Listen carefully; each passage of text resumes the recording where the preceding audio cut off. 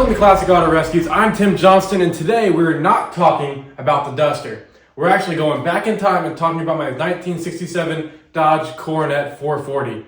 This was the very first car I built on the channel, and I decided while we're waiting for the engine to be done at the machine shop and waiting for parts and everything else, let's time travel back in time and do a compilation video of that whole build.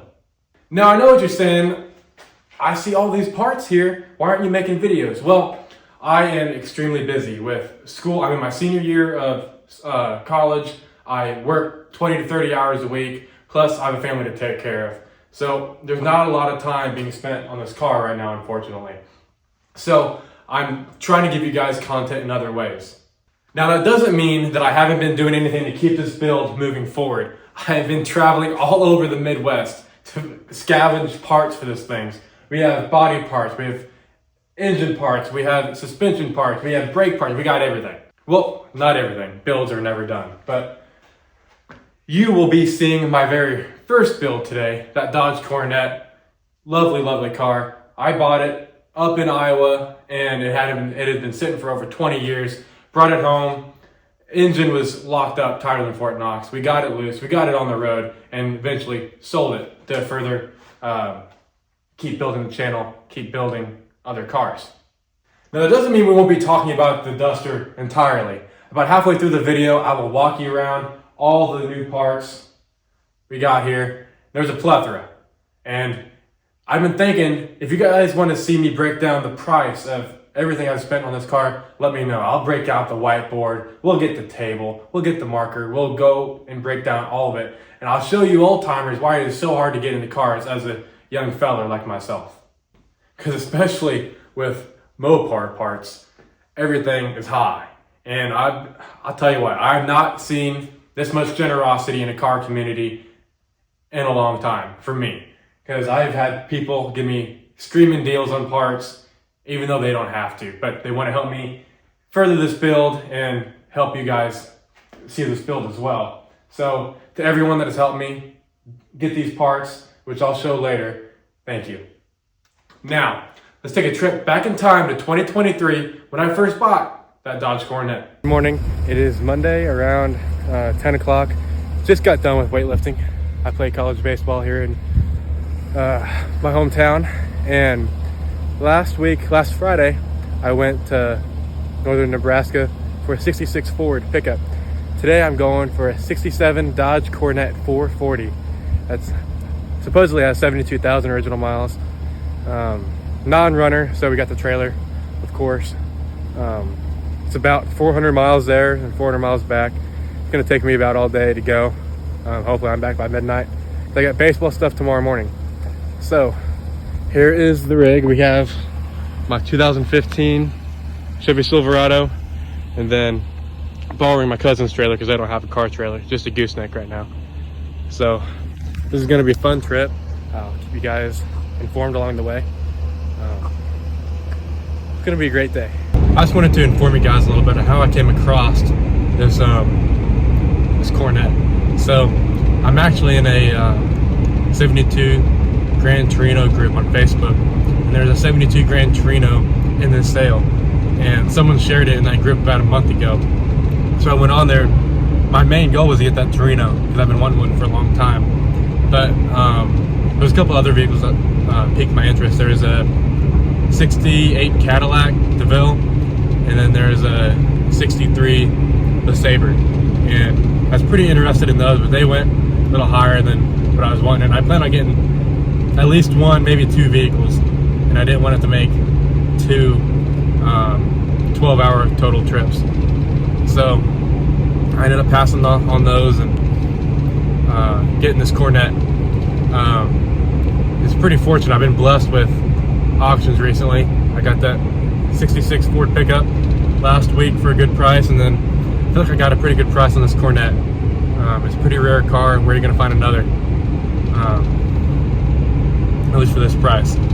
It's in pretty good shape. I think you guys are going to be surprised. The owner's number, he is an estate sale, but the owner is in a retirement home, or a veteran's home actually. So they put his number in the sale bill for people to call them and find out information about these vehicles. So after a while, I'll give him a holler and try to find out a little history about it, see how long it's been sitting, see if there's any parts in the trunk, or if he has any extra parts for it that I can find around there. I'm pretty hopeful. He's had it since 1979, because that's what the title says. Again, it says it has 72,000 original miles. There's a lot of stuff for me to believe that, but there's also things that could lead me to not believe that. It's a fairly old car. It's getting close to 60 years old now, so who knows. But it should be very interesting. I'm really excited for it. Hey guys, a little bit of an update. Just got off the phone with the owner. Super nice guy. We talked about the car for about 15-20 minutes. He's currently in a veterans home in Minneapolis, so I made sure to thank him for his service, and we talked a little bit about what branch he was in. And my family's really has a long history with the military, so it's really special to know that I'm buying from a veteran. He's had the car since '79, so he knows most of the stuff about it. He said that they put the hubcaps in the trunk because they're afraid someone's going to steal them, which I understand. I was glad they did that. They didn't say it in the sale bill, so I wasn't sure if it didn't have them or what, but they're several $100s on eBay, and that is a little bit of relief off my shoulders. He said it was rust free, but he hasn't seen the car in 6 or 5 years, something like that. That's what he said. So who knows exactly what it is now. It's been sitting for 20, he said, so that'll be fun to get into. Hopefully the drums aren't locked up and it'll winch right on the trailer right nice. I don't have a winch, but I do have a come along, so that'll make it a little interesting. Hopefully it's not too cold. It's about 46 in Missouri, not too windy, so hopefully it's not too windy there. It is super windy when I got that 66 Ford. That was miserable. That video should be up soon, if not already up by the time this video's out. So make sure to go back and look at that video. It's definitely interesting. I try to keep my videos somewhat short, so you don't spend a lot of time out of your day watching them. But if I think of anything else, or if the guy calls back, or I call him, or anything interesting happens, I'll be sure to let you guys know. I'm super excited for the car. It'll make for a really good project and videos to come. It's currently not running, so who knows. He said it could be locked up, which is kind of disappointing. They didn't even mention that in the sale bill, because it apparently has open headers too, so that'll let moisture in, and when you don't drive them, that'll keep things locked. So it'll be an interesting project, and it's a bit of a diamond in the rough, so it should come out pretty nicely once we're done with it. I'll be sure to make more videos about it. It's an interesting car for sure, and something hopefully you guys will enjoy.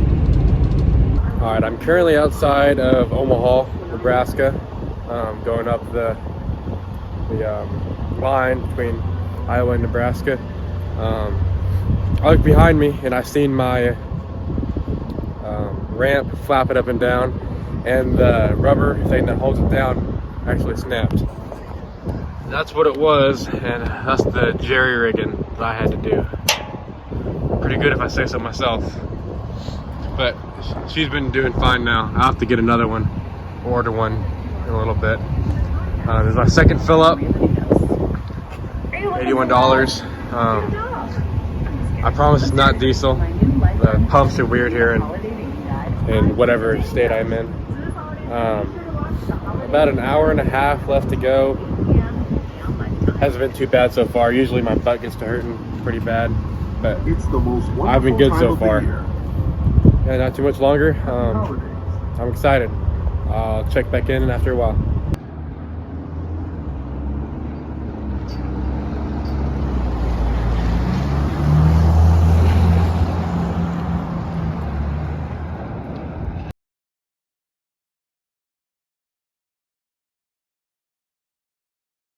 All right guys, here I am. Got the car loaded. I'm sorry I didn't get the video of it loading, but it all happened kind of fast. The guy just hooked onto it with his truck and pulled it up the trailer. It took about 5 minutes. Real simple. I'm gonna try to get in the trunk, there's no lock, so you have to use a screwdriver, or attempt to. I've never done it before. I've just seen it done, but who knows what goodies we got in there. Let's see, I watched the video on it. Stick it straight in.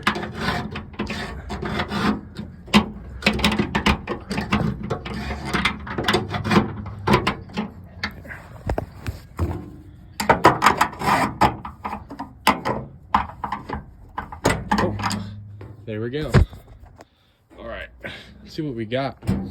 All right, gas tank isn't in. We got wiper blades, the whole thing there. We got an air cleaner. I knew I wasn't in gear for some reason. That's probably why. Got some interior pieces out of trim molding. Piece of paper. I feel like I'm gonna catch some sort of disease. What do we got? I don't know what I'm looking at here, so that's good. Well, there's the trunk. Car's really in pretty good shape. It's got a lot of surface rust. That's all the underneath is too. There's no rot underneath. It's just surface rust. The only rot that I can really find is right here. That's it. It's kind of disappointing, but it's all right. All of it is just surface rust underneath. Like that's even surface rust right there. Yeah, she's pretty clean. You got the Chrysler sticker still on there, and there is some paint. Like there's some black paint there and underneath. So she's definitely a original mileage car. Let's get under here. I've never done this before. I've never had a 67 Charger, or I guess it's a Coronet. Just what I thought though. All right. Guess we can throw some burgers on that thing, try to cook it. Not great, but not terrible. Wiring looks to be in good shape. It's obviously a little rusty. Nothing that a Craigslist rebuild won't fix.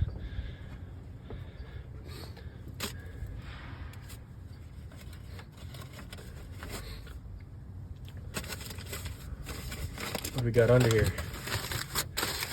We got a nice chrome air cleaner.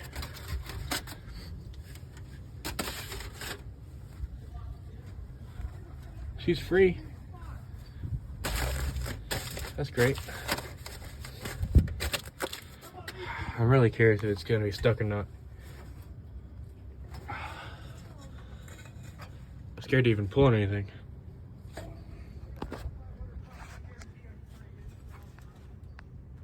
I don't know, I'm not gonna test it too much. Probably break a fan blade off and cut my hand or something. That'd be my luck.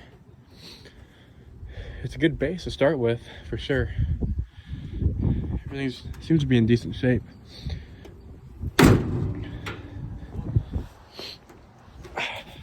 And he did have the hubcaps. I'll show you real quick.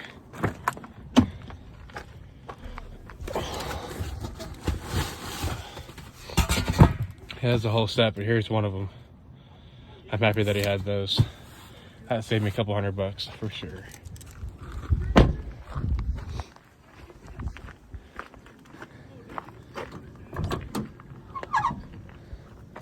Interior ain't terrible either.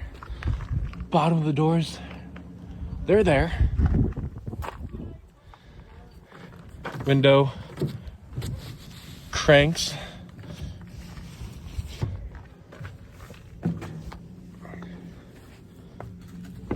Let's do a smell test. It smells like my grandma's basement, but in a good way. Good way for sure. Looks like we got all of our switches and everything's there. Think the horn works? Oh, there's no battery. That's right. Headliner is in good shape. Back seat is too. are the cars I didn't buy. This Torino, and woof, I'm glad I did not buy her. She is rusty. You can see spots in the roof where it's bubbling too. The interior was cool, but the body is too bad. It's a sport. A lot of good parts there for someone who needs it.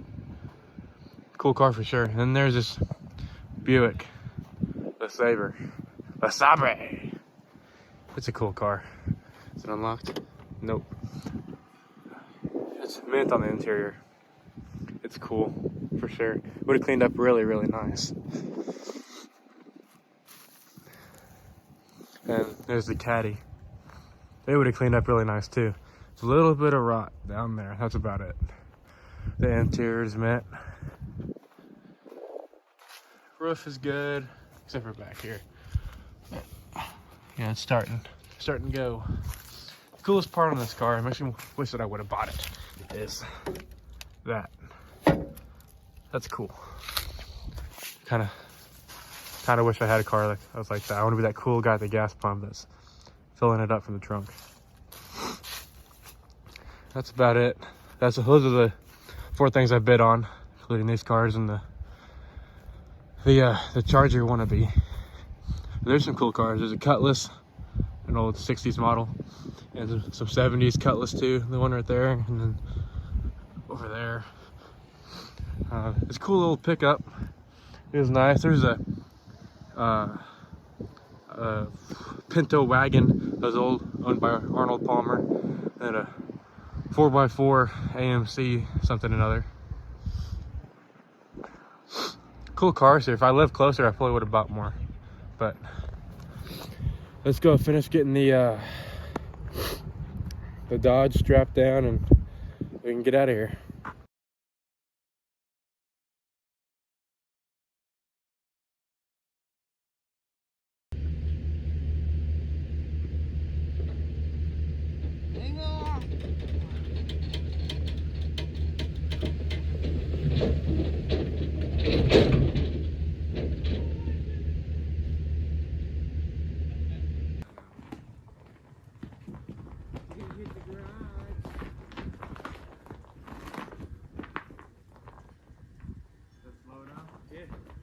It'll slow down when it hits the hump.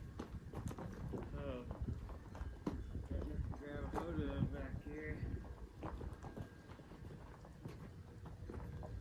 With the cutting towards the wall.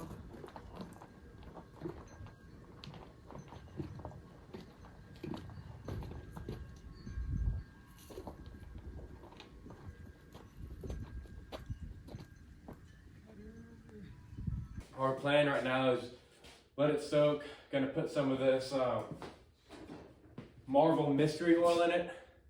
We're gonna let that soak in the cylinders and see what happens. This other stuff doesn't seem to be doing anything. It's been in there for a couple days. But that's it as far as we know on the mechanicals. We need the engine unlocked, and we're gonna need brakes to take it on. You don't need brakes, but they're nice to stop, especially when you're in hill country out here. We've been through that before.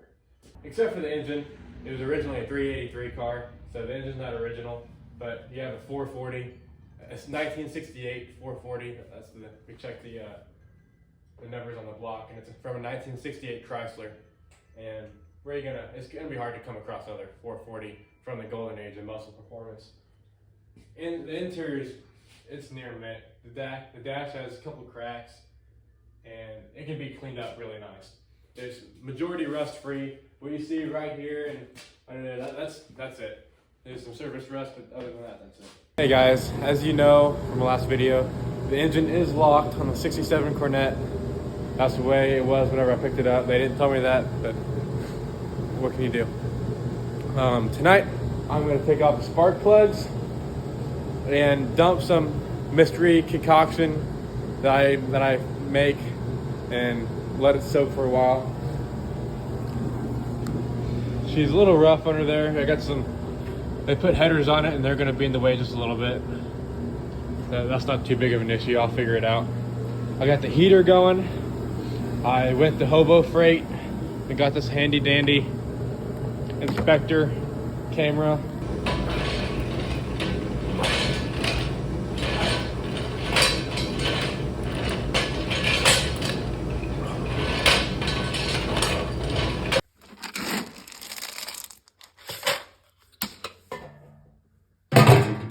Alright, let's go feed the barn cats.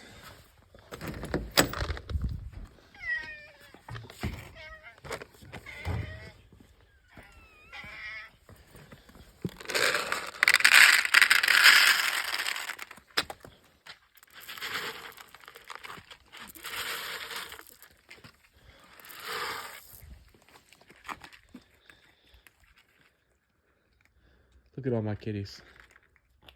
I'm gonna go ahead and start on the spark plugs, getting them out, and then put the borescope in there. Check it out. All right, my phone cut out, but I got the first spark plug out, and she is not looking very good. She's been burnt, too long on the barbecue, fouled, whatever you want. The rest of it don't look too bad, a little corrosive, but yeah, she was not good. Ouch. My hand became one with the header.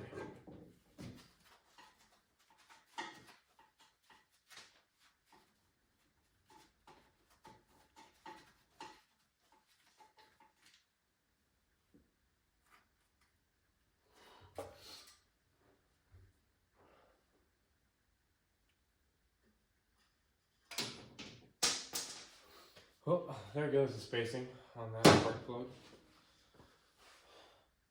And of course it fell right in the middle of the car. Great. Oh yeah, see, she smashed, for sure. That part there is the cylinder wall, and this piston is all the way up, from what I'm guessing. Okay. That's the piston right there that I'm hitting. That would be my guess. And that's the cylinder wall, the silver right there. And all this is, I guess this is just one of them. The piston's all the way to the top, and you can't see much. So I'm gonna try a different cylinder. There we go. Okay. Yeah, there's definitely some texture, maybe scarring.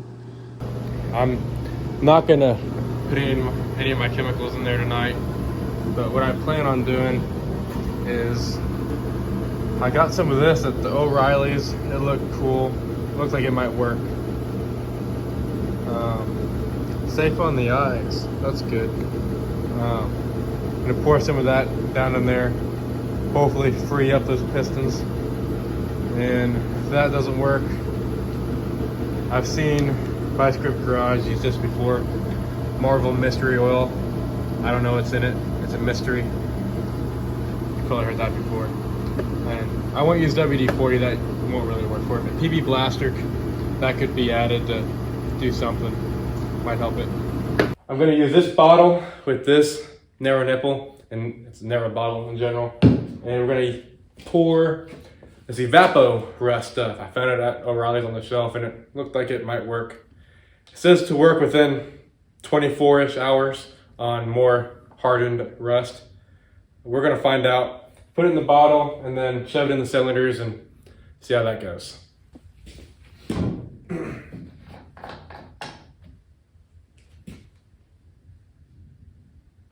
There's a little bit of gear oil in there, but who cares?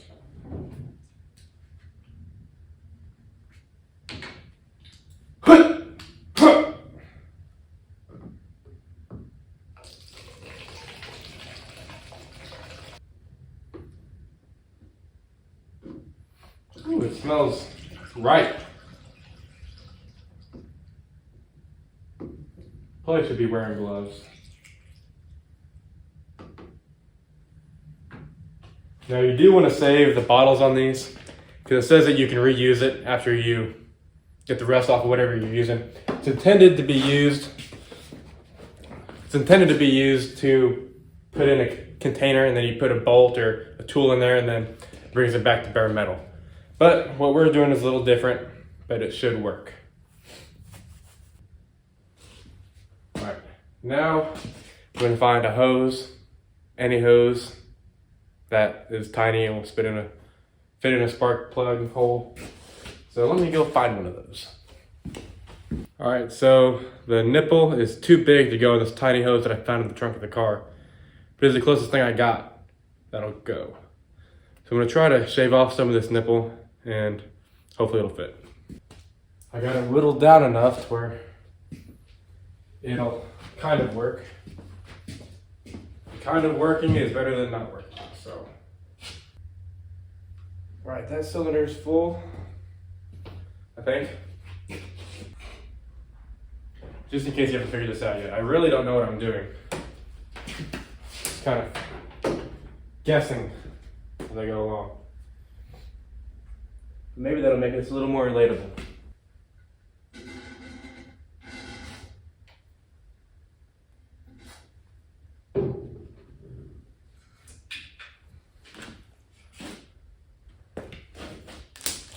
Well, I'm all out, so hopefully that does the trick. You guys gotta see this. All right, the stuff there is you can see it shaking. So we obviously got something in there. That's kind of cool to watch. Hey Siri, what size is the crankshaft bolt on a 1968 440? I don't know, find out for yourself. Fair enough. Way too big. Am I just an idiot? Yep.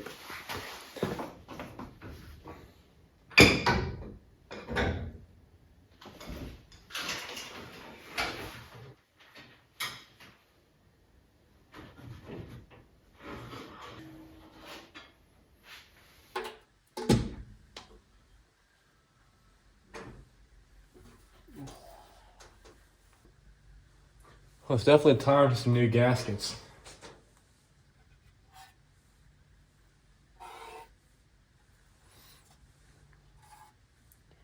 Got a bit of rust going on.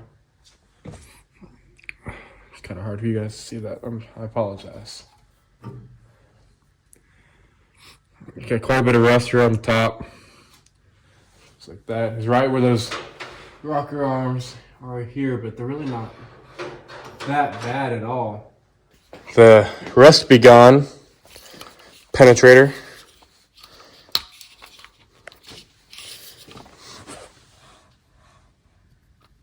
What am I doing wrong? What's the issue? Oh, there we go.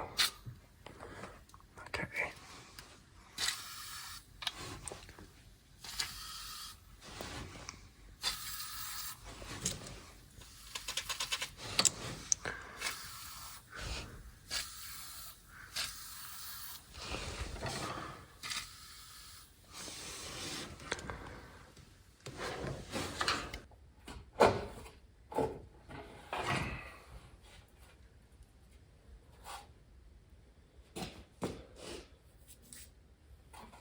All of our gasket is still intact, although very brittle.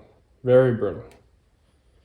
This one actually has quite a bit less rusting. You can see in there, it's not as bad as the other one. It's still got some stuff going on, but it's all going to come out of there. Little baby 1967 Coronet. Please be up high enough to where I don't have to take my hat off. Please. Amen. Oh, hat's coming off. Okay, so here we are under the car. It's looking like bolt there, bolt there, bolt there, bolt there, and then we have two big bolts on the top side of the inspection cover. If this is even it, who knows? I've done it one time before and it was on a pickup. It was a lot easier. But this is looking right, although I don't know how it's going to come off. All right, so we got the valve covers off. They came off pretty easy. The gaskets even decided to come on with it. So that made things a lot easier than what it could have been. Then we got the inspection plate off, and let me just show you. It's not really what I'm used to. See? I'm used to the housing kind of deal coming off, You can like stick your whole head up in there and check it out. But with this, it just goes right on there. You got the transmission right here. It sits right in there, like on the bell housing, pretty much on the end of it. And you get that off, and you got, 5 inches to stick your peepers up in there and check out what's going on. So we're not going to be able to get one of those ratcheting flex plate tools on there. So I don't know what we're going to do. Alright guys, in this part of the video we're going to be doing the rocker arms. We're going to take the whole assembly off and maybe hit on some valves and maybe even try to get the engine free tonight. But first, I got a special package in the mail. Ordered this off the Eagle Bay, eBay, whatever you want to call it. Surprised I found one so cheap, but this will help make the car a little bit cooler. I'm using the cat food bag knife. Sharpest knife I've ever had.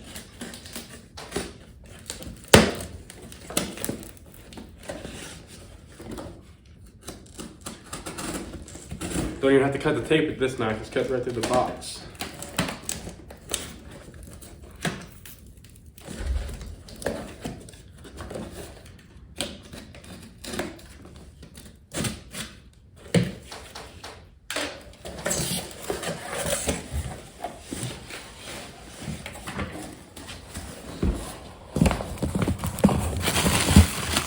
Look at that.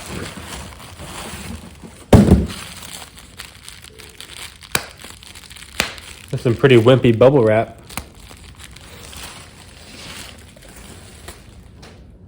Looky there. Little pitted, that's alright. But I got a good price for it. The other one is broken. It has one of these ends busted off. So this will definitely spruce up the rig a little bit. See how this one only has, it has the 3 prongs going off, but only has one thing of loop. That one will go all the way around.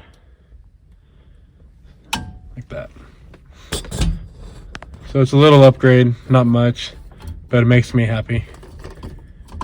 This one might still work, but I know it's broken. Looks like it just snapped off there. But that's pretty cool. Alright, so already got our socket and ratchet here. Gonna start on this first one.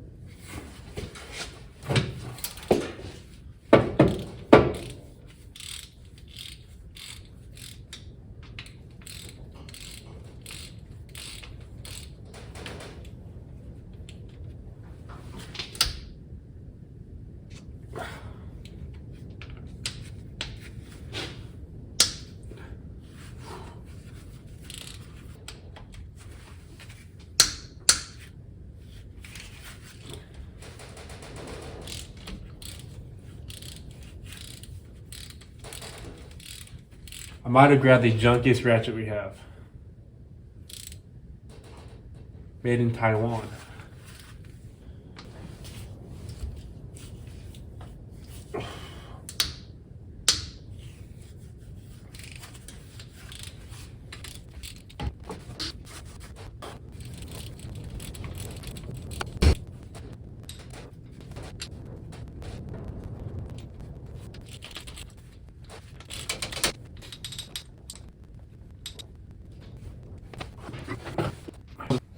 I have them all out of the threads, so they're just kind of sitting in there right now. I believe it's ready to come out.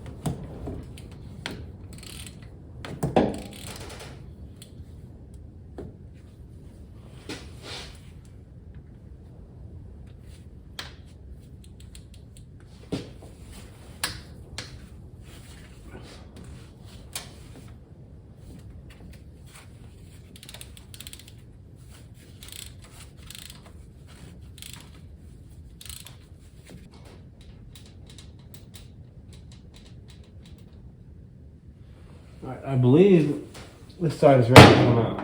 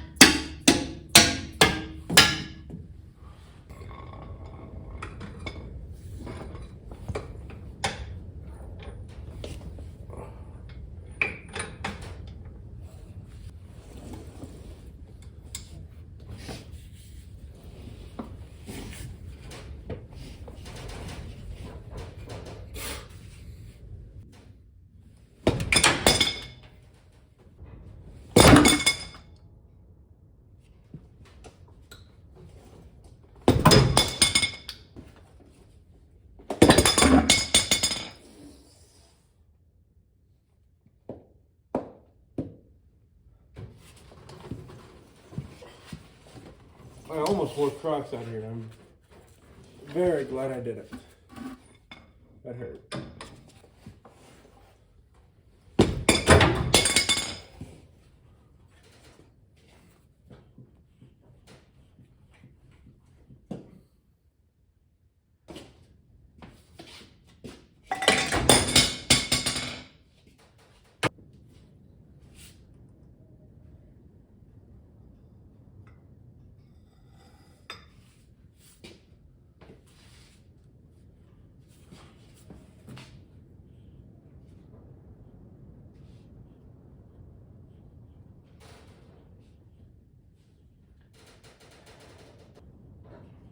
All right, it is moving, but I don't know if I'm tightening the bolt or if things are starting to rotate.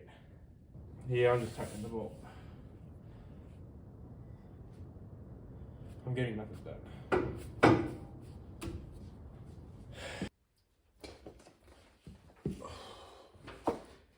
You know, could you really use a feller to come out here and hold this ratchet while I karate kick it, but the girlfriend didn't want to come out here, and I don't know why she wouldn't want to come out here when it's freezing cold and there's all types of liquids on the floor and not really getting anywhere. But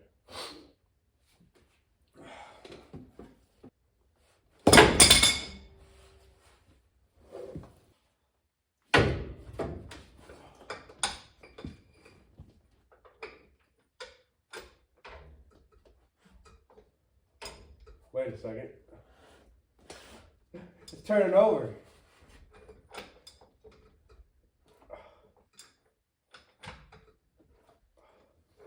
It's turning over easy, too. Oh, maybe not so easy.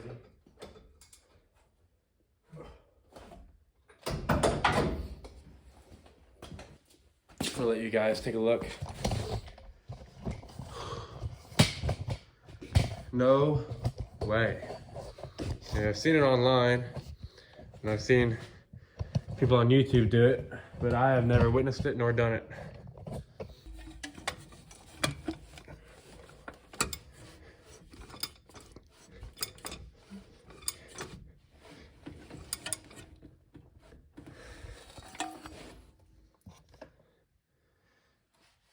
Yeah, but you can see it turning over in there. That is awesome. That is such a relief. I'm starting to think I would never get lucky enough.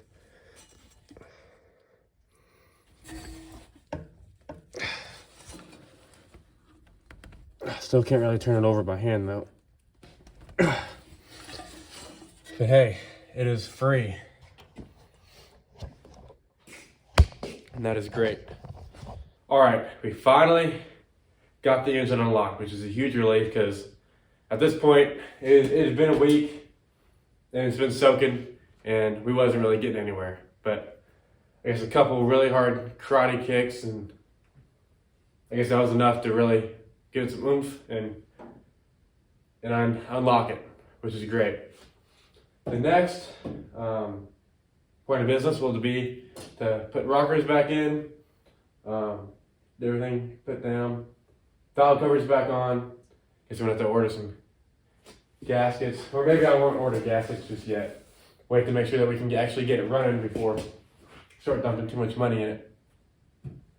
And yeah, get the ground covers back on. And then start connecting everything back up and I guess pour some gas down its throat and hopefully it'll fire up. But it's obviously a long way to go before we get on the road. Still need tires, brakes. The drive shaft was in the trunk along with the U-joints. They're not really U-joints, but it's the brackets that hold the drive shaft in. And there was only 3 bolts. And you needed 4. So I went on a Facebook group, and a guy was nice enough to send me a bolt for like 99 cents or something like that instead of paying 20 for a whole new set. So that was really nice of him. That'll help us get on the road a lot easier. I mean, it's not a lot of money, but it's certainly nice of him to do that. You need tires, brakes, and that drive shaft. And it came with an extra gas tank. I need to put that in because the one that's currently in is, I mean, it looks like a Sierra Desert, but instead of dirt, it's rust. So that definitely needs to come out of there. Need to disconnect fuel lines, and if we're gonna get it running, we need to get a little gas jug to hook up in there. And just make sure she runs. That's the next thing we gotta do. But this is gonna be the end of this video. It's gonna be the, I guess, little video of just getting it unlocked. Sorry it took so long, and I'm sorry for using any of Derek's jokes from Bicycle Garage. There's a couple comments that were kind of angry at me for using some of his jokes, but it's in my vocabulary now. I'm obviously a big fan, and I've been watching him for years, and his vocab is kind of turned into my vocabulary. So I'll do my best in the future not to use his jokes, and I guess try to use my own. Some of those I've actually heard from my dad for years, and they were already in the head. So I'll do my best not to copy him, I guess, or I'll give him credit for the jokes whenever I tell him. But this is going to be it for this video on this car. Thank you guys for watching. Have a great day. We're finally putting the engine back together on the 440.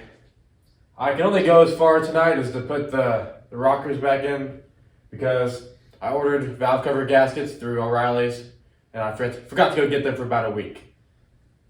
So after that, I have to go get those tomorrow and work on it some more tomorrow night or whenever I get around to doing it. But tonight we're putting the rockers back on, hopefully the right way. And then I got a polisher and wheelie spinny thing from Santa for Christmas. So I might try to do that on a door or something. I've never done it before, so it'd be fun to play with. But this shouldn't take too long. It took me 5 minutes to get them out, so maybe it'll take me 5 minutes to put them back in. I doubt it. I also got to do some organization. Got a lot of tools and stuff that I got out of vehicles that I've cleaned out and detailed and sold recently. So I got to find a spot in my corner of the garage that's mine and try to find a spot, or might have to throw a lot of crap away or give it away. But let's get on with it. Now, if you remember from the previous episode on this car, whenever I took these out, I put them on this cardboard the exact way they came out. So this will be the driver's side rocker assembly, and it'll go set right back in that way. Same way with this side. So hopefully they haven't got moved around on me or anything. So this should go pretty easy. I'm gonna start with the passenger side, just because it's closest, I guess. I don't really remember any of the sizes of the bolts, so maybe I got that ratchet laying around somewhere. Let's go ahead and get started.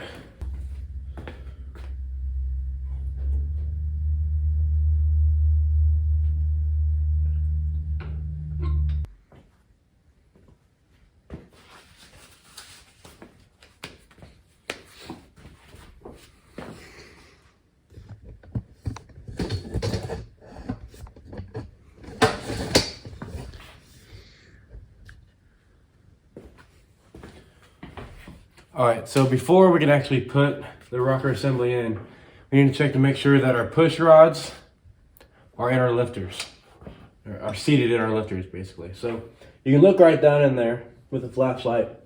And you can see where it's supposed to go. Let me get you in here. Okay, so I've taken 2 push rods out, and you can see right down in that hole, those are the lifters. The kind of looks like the back end of a bullet, and that part in the middle is the primer, you could say.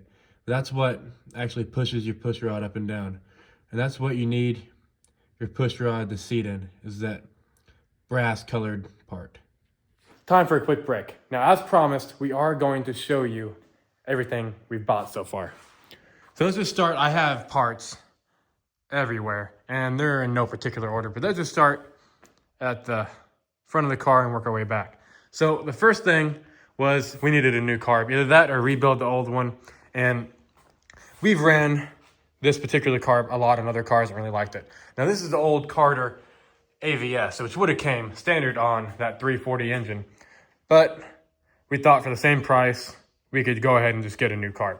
So this is, and better carb. This is an Edelbrock 1406 with electric choke, all the good stuff. Very reliable carb, very easy to tune. You know, you got your screws. And I had a guy I found on Facebook Marketplace who buys those, refurbishes them, rebuilds them, makes them just like new again, and then sells them. And the first one he sent me, USPS destroyed it. The little plastic body on the electric choke, all destroyed. It broke off some of the metal pieces. So I sent it back. He sent me a new one, and it is beautiful. Next, this bumper. The guy up in Iowa had it, and he actually brought it down to me on one of his trips, and he gave me a good deal. It's like $100 for that thing, which is a good deal for a bumper. And then maybe it was $150. I can't remember. And then we have that, all that junk right there. Not actually junk, costs quite a bit. That is a front disc conversion kit for a 73 Duster. Well, not a conversion kit, but it's the front disc brakes for a 73 Duster. All the stuff I need. I already had the, where is it? The spindles. I think they're over here. Yeah, here's one of them. Spindles and rotors and hub and everything out of the 73 Charger that we bought back in Tennessee that hadn't been running in a long time, and we got running right here in the shop. Those spindles were in the trunk of that, and I just kept them on a shelf in case I ever needed them. 3 years later, we need them. So I went up to Iowa and got these from a guy, like $300 for, there's the calipers, more rotors, the dust shields, master cylinder, I think some other stuff. Pretty good deal on this, not bad. I had to drive all the way to St. Louis to get those bumper brackets because no one would ship any to me. Those are like $50. Things just pile up. It's a money pit. And then I went to Kansas City, a guy who has a Duster. He is putting a 340 board out to, I think, a 408, I think he said. And he's doing a whole new high pressure fuel system, new exhaust. And he cut me a deal for $600. I got exhaust, the manifolds all the way back to the tail, or the tips. And the fuel system all the way from the fuel pump all the way back to the tank. Even the filler neck I think he sent with. So $600 for all that is a screaming deal. Just having the exhaust bolt alone would have been $600, if not more. So all that checks off a lot of boxes that I need, and all of it's in really good condition. I mean, some surface rust on here, and I will have to take it to the welding shop or try to do it on my own because they had to cut them in half to get it out of the car. And the fuel tank is right there. And it came with a sending unit and everything. Here's the calipers and master cylinder, or brake cylinder. Not brake cylinder, the master cylinder that goes with those brakes. Along with, with the A-arms, which is huge because you have to have the bigger upper ball joint. I think these already have the ball joints pressed in them. So that's absolutely huge. Let's go back over here. What I just got done doing today, drove all the way down to Mountain Home, Arkansas to get a hood, 2 fenders, and a door. Now, I know what you're saying. That's butterscotch. That ain't lemon twist yellow. Yeah, I know. But it's better than what we had, okay? I am going to try to straighten out this door. Not a whole lot of high hopes for it. It is pretty messed up, especially right on that body line right there. So, I mean, it'll come back and look decent. I might not put the door on just yet. But in the future, if we end up painting this car, I will be putting that door on it. Because it's a really straight door. Little bit of rot going on at the bottom, which can't be forever fixed, but I don't know. We're going to try to save on that door, but if we can't, we will end up going to that door. This hood, that other hood, did the square body Chevy crinkle, and it was all rotted out on where the hood hinges actually bolt into it. This hood is off a 71. I think he said it was a 71, because these fenders are also 71s. I know you guys, you're going to hate me. You're not keeping it original, because these marker lights are different than what came on a 72. These are 71 marker lights. They had the indent in the fender, where the 72s, they were actually mounted onto the fender, like so, instead of recessed into it. Now, it had hood pins. I don't know what was going on here. Dad was thinking they were trying to frantically get the hood open, but I forgot to take the hood pins out. And there's a little whiskey dent right there, which is a little bit of a bummer, but again, it's better than what we had. We got the doors, fenders, tiny bit of rot right there. Again, better than that. And this one is in really good shape, like no rot at all. And then this is like that bumper filler that goes right here. This one's all caved in and smashed in and everything. Now, a good body man could probably fix that. But I'm not a good body man, so I can't fix that. Nor do I have the funds to pay a good body man to fix all that. So this guy gave me a really screaming deal. Bloop your guesses down in the comments on how much I paid for that. 3, 2, 1. $525 for all of that. That's about $100 a panel. And then I paid $25 for that bumper filler. The guy down in Mountain Home, Arkansas, got me a crazy good deal on that stuff. I mean, I'm seeing stuff on Facebook Marketplace that is listed higher, but they're not selling. So, good deal. I mean, I don't know, but I think so, especially because I checked all the boxes right there. He had another door, but I don't need it. This other door, see if we can even look around here. That other door is in really good shape. It's perfectly straight. So we didn't need another door. Okay. Now the meat and potatoes. This was your meat, now to the potatoes.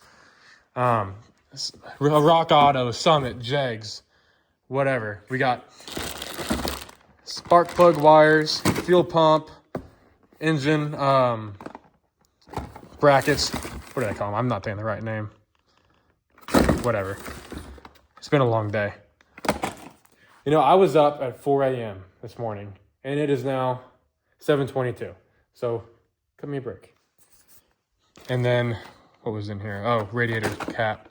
We have electronic ignition conversion. We have ball joints, pitman arms, all the front ends, all the brakes, all the steerings, except for the actual steering box and stuff.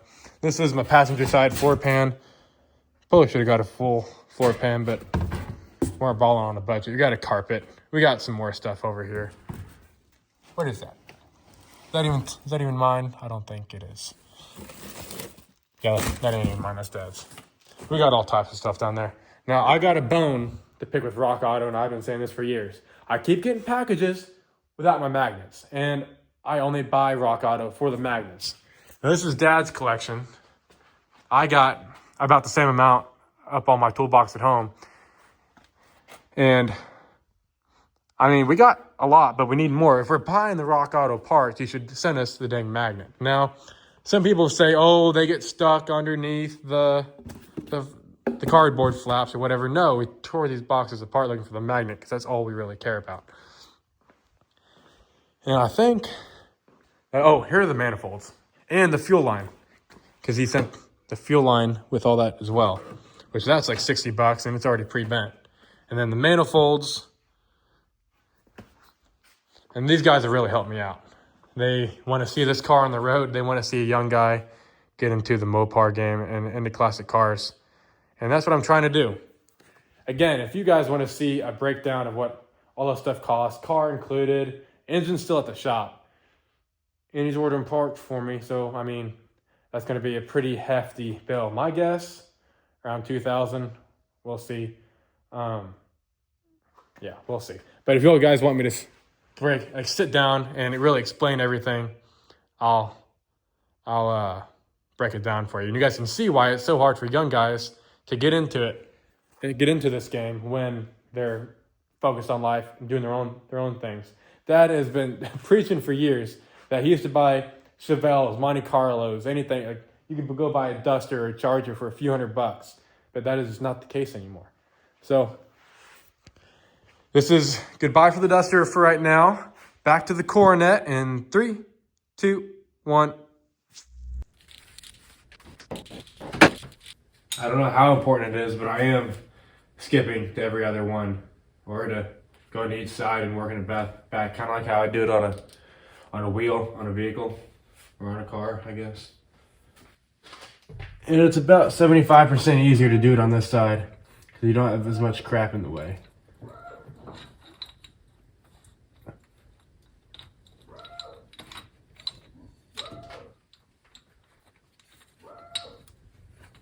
I go ahead and get one bolt on each side started, just to kind of hold it in place.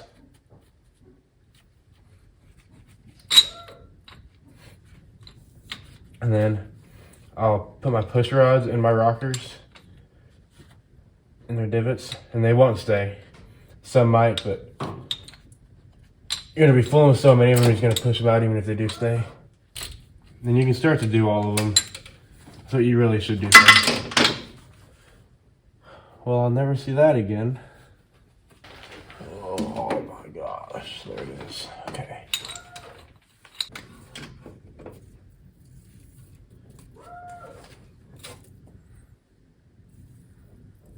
That looks like a piece of a corn stalk from 2.5 years ago. And you can still make sure that your push rods are in where they're supposed to be by putting it in the divot and pushing down on the rocker.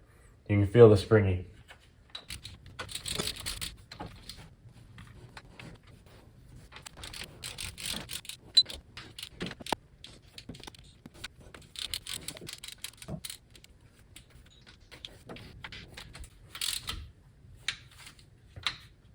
It does seem like the first and 4, 5, 6, and the 6th one, they don't seem to push down. It's on both sides. So I'm guessing it's not anything I'm doing, it's just how it is. But of course, this is how I think it goes, and it's what worked for me. I'm not saying this is how you professionally do it, but it's what works for me and makes sense. Now we can throw our pipe on there and see if she turns. Oh yeah.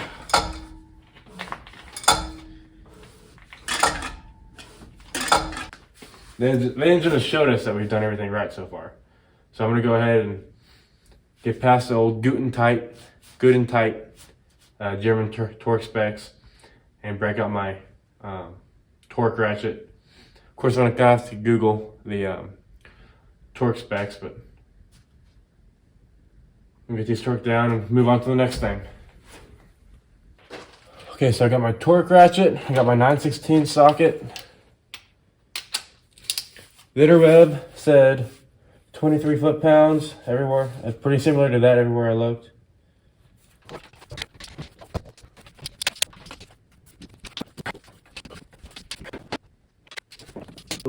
Alright, so that's about all I can do on the engine for tonight.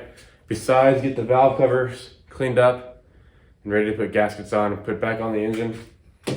Everything seems fine. Right. Smoother than I expected, actually. I've never put rocker arms back on before, so I guess it's as good as I can expect it to go. Now I'll go ahead and clean up the valve covers and put the inspection cover back on the transmission. And then I think I'll actually be done with the car for tonight, and then maybe focus on putting tools away and organizing. All right, now that I got those rocker assemblies back on, now I can go ahead and take the valve cover gaskets off.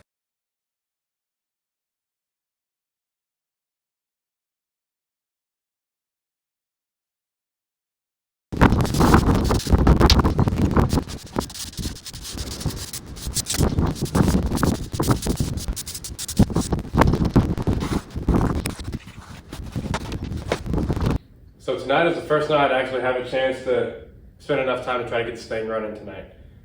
But first, I need to move everything out of the way. I got the blue Ford out of here, so we can put this in the center of the garage and have plenty of room to work. I had a comment on my last video telling me to get one of these mats to put over the fender so I don't scratch the paint, which I don't know why I didn't think of that, but I was gonna buy some, and then Dad said that we had one. So I cleaned it up best I could. He said it's been sitting over there for about 10 years without it being used. So let's get everything moved over. Also, I've already done some cleaning in this area. Once we get this moved over, we can clean up where the car's been sitting.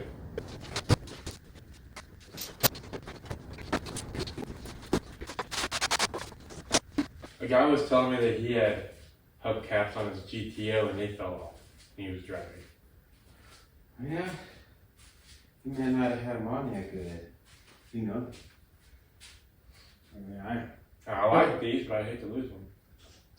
First thing we always did back in the day when we got a car like this, when that crap came off there and we had some kind of aluminum slot or Kragers or something, but those are cool.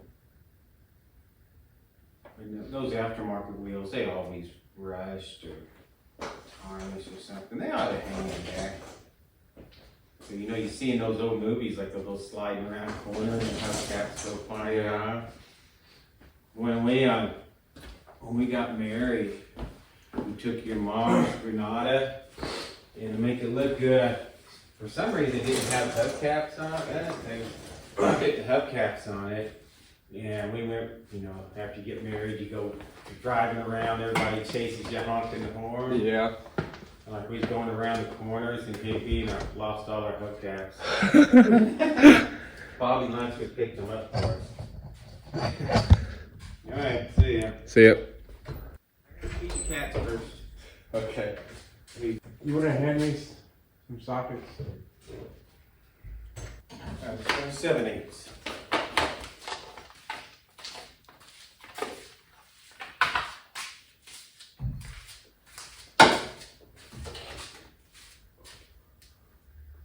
It? Yeah. Good guess, huh? I feel like you've tried it. No, I have not. I can tell by looking at them what size they are. Alright, so I already moved the car. My phone was being dumb, so missed me cleaning everything up and moving the car over, but everything's clean. It was just like below zero for like a week here in Missouri, and it's now up to like 60 degrees. So the floors, all the condensation is coming up from the concrete, and the floor is real slick. So every now and then I'll have to turn the heater on and get it all to disappear or something. But first order of business is to drain the oil. The stuff is nasty and it's about 2 quarts over full. So I'll go ahead and drain the oil, and then we can get on to adding and clearing out our cylinders and all of the rest of it.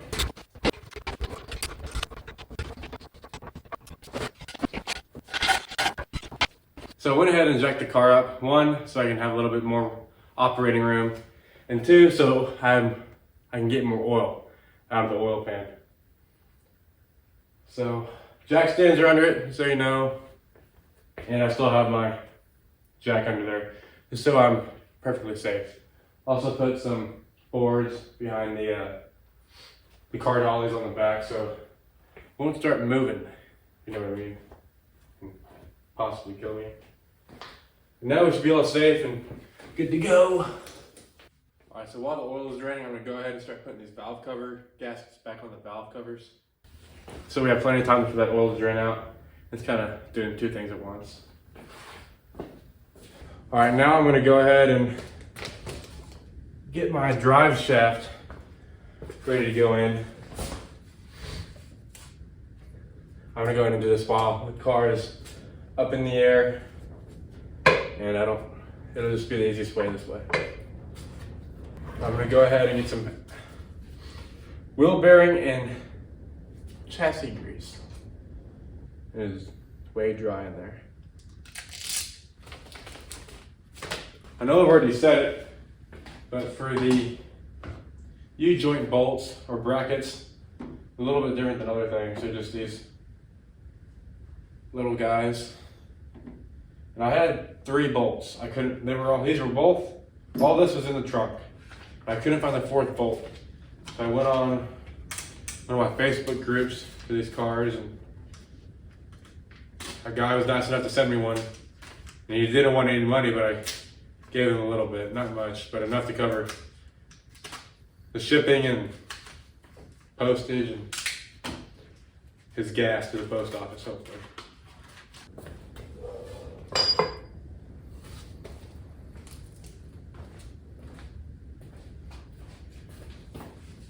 Alright, so the drive shaft from going to the yoke is barely off, enough to where it won't go in, but not far enough to where I don't have to really roll the car. I'm thinking I can just drop it into neutral. I can spin it by hand. Alright, drive shaft is in. Well, I reckon I can go ahead and start putting valve covers on now. These have had plenty of time to stick. So I'll go ahead and start. I'm going to start with the hardest one. The only reason it's the hardest is because of all the crap in the way.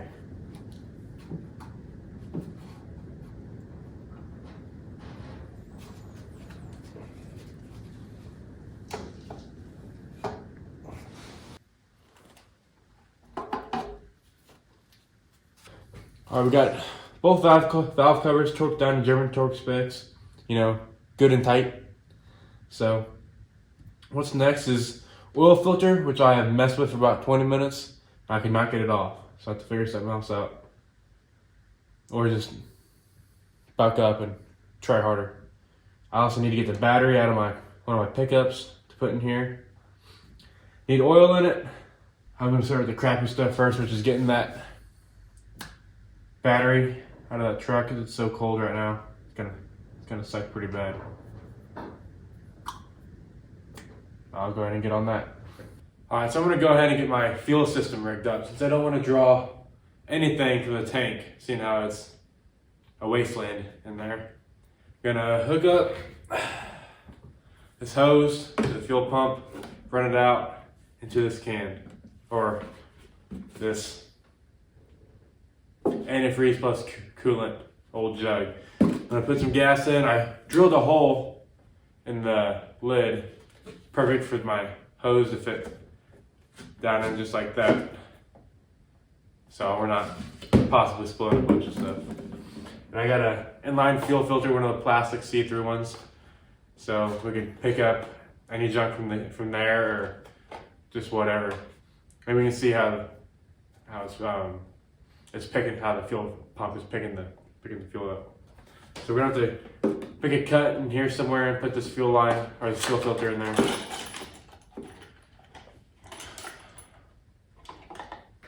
Came with all types of goodies. It should be the right size.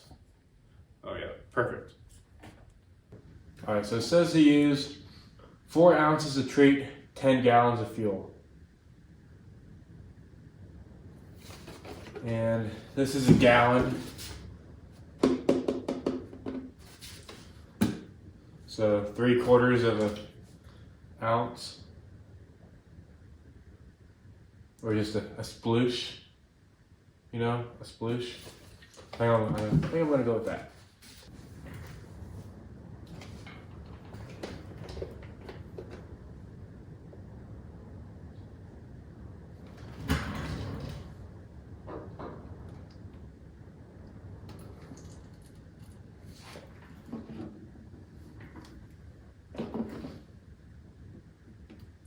Ought to be a good enough sploosh.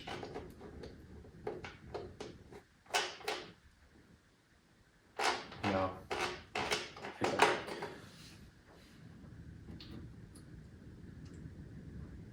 That ought to be good.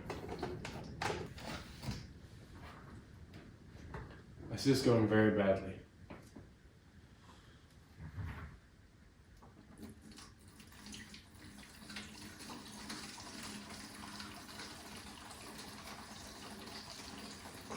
Yeah.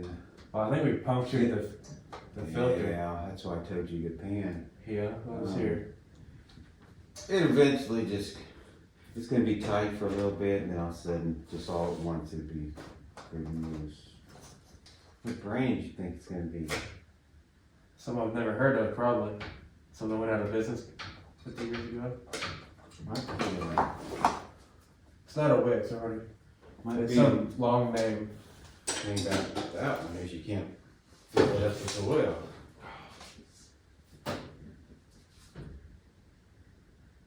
Something like Spectrum or With a P? SP, and then there's a couple letters that are kind of gone.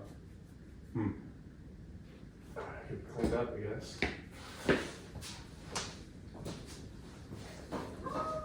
You want to give me a hand?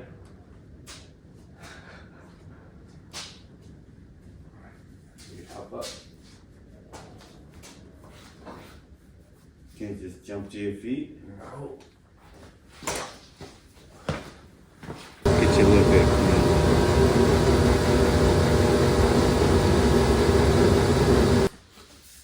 I probably should have went with the cheap stuff, but I guess I went ahead and got Rotel out of.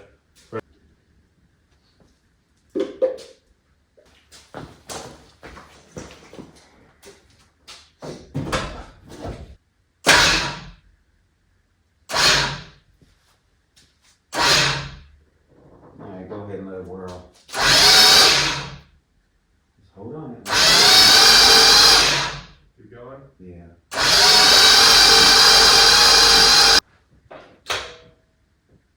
Maybe we got headlightage down. Ah, yeah, you need Now off. my brights are stuck on. You need.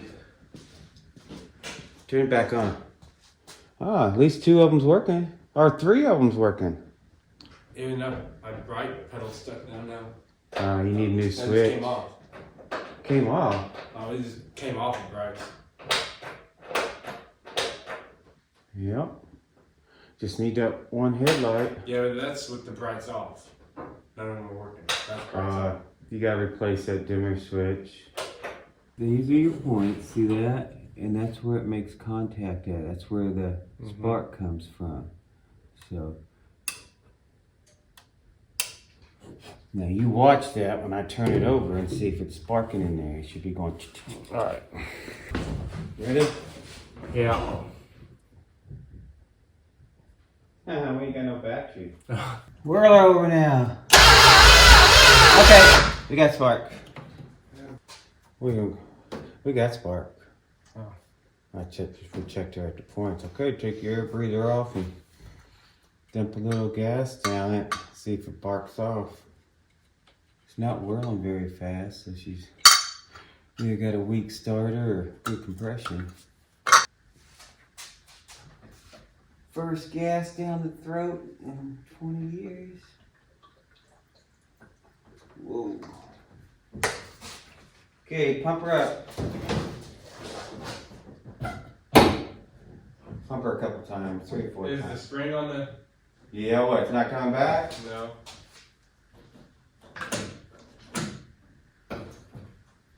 Not going back.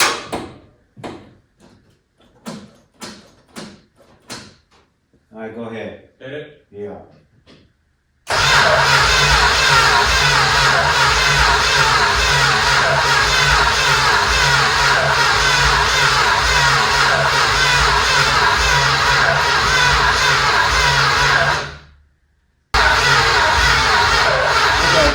We got good stuff going on. Put the battery charger on it. Might be why they give up on her instead of... Try it, maybe she should spark right off right now.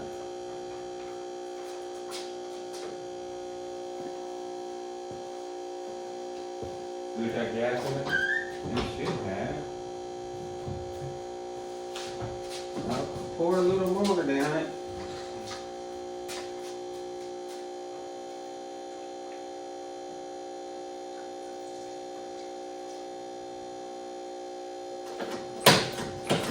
Alright.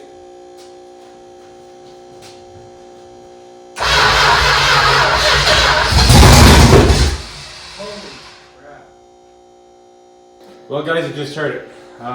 She's wanting to fire up. She's barking off a little bit. Dad was trying to work his magic, and he's getting real close.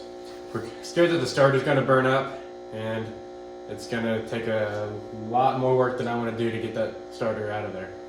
So we're going to let it cool down. That's what we did. We could let it cool down for like 5 minutes, and then it almost fired right up. So I think we're going to let it cool down for the night, and then attack it again tomorrow. Wish us luck. So we've replaced the points, the negative battery cable, and I guess that was it. But it hasn't gotten any better, so it'll turn over real slow and not firing, obviously. So we're hoping with the new starter, new mini, pretty high powerful starter, it'll turn over quick enough to be able to do something. Well, the issue is there's headers on this thing, so can't get the starter out for nothing. I got it out and unbolted, but I can't get it to drop down. You know what I'm saying?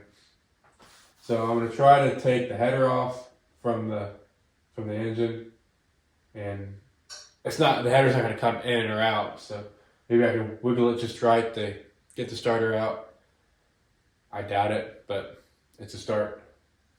So right now, I'm just waiting on parts to come in. I got starter shield, and a million other little things for the brakes and things to get this engine going.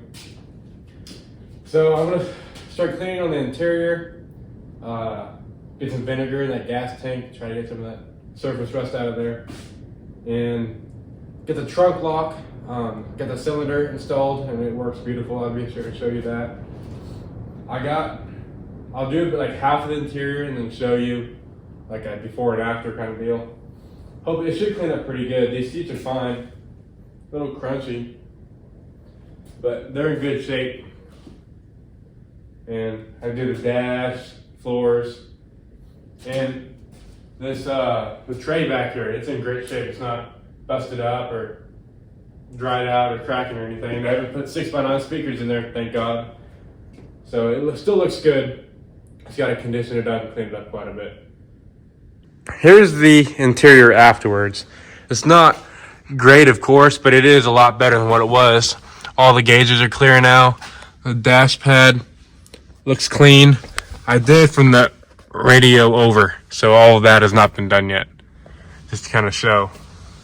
I got some overspray from my spray there, but these seats were pretty gross. You can see that was before and that's after. I did the same thing on the front, you just can't see it as well. Floors turned out better. It's like I can't tell if it's a green color or what. The driver's side's pretty well worn, so I'm either at some point gonna have to put new carpet in it or put a floor mat in. The dash really turned out pretty nice, I think. Back here looks good.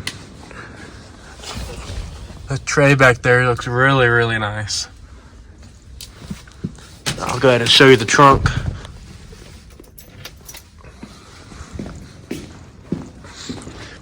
Before we had to use a screwdriver to get in. Now we can actually use a key.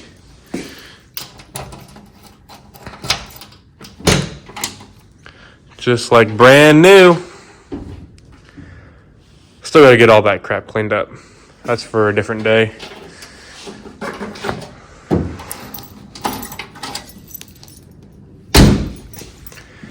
I've done put about 3 gallons. I had about a gallon sitting in there from before.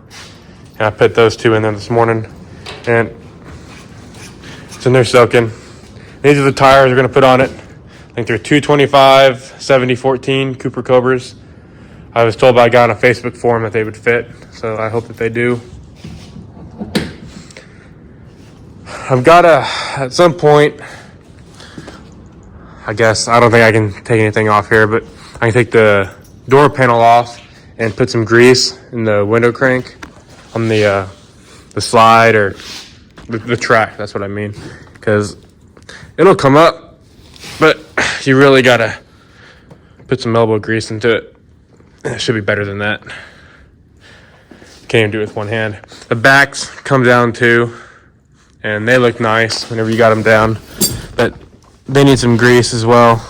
And this little track likes to pop off.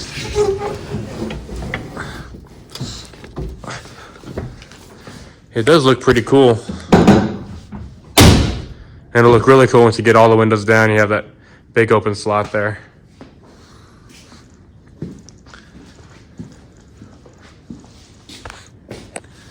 But right now we're just waiting on engine parts and some other little things, and hopefully it'll be going by the end of the week. Man, it's a sharp looking car. So many positive things about it. I'm real happy. Keeps me excited about putting in all these hours and all this money into it to get it going.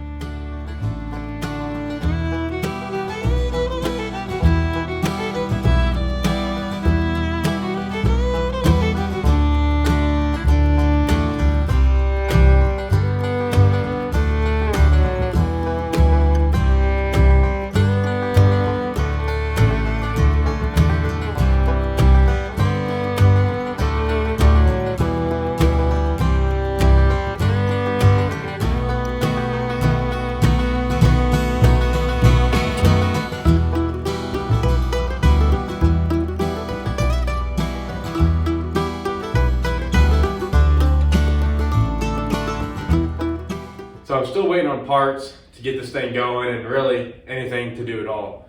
I'm kind of at a dead point where I have no parts and nothing to do.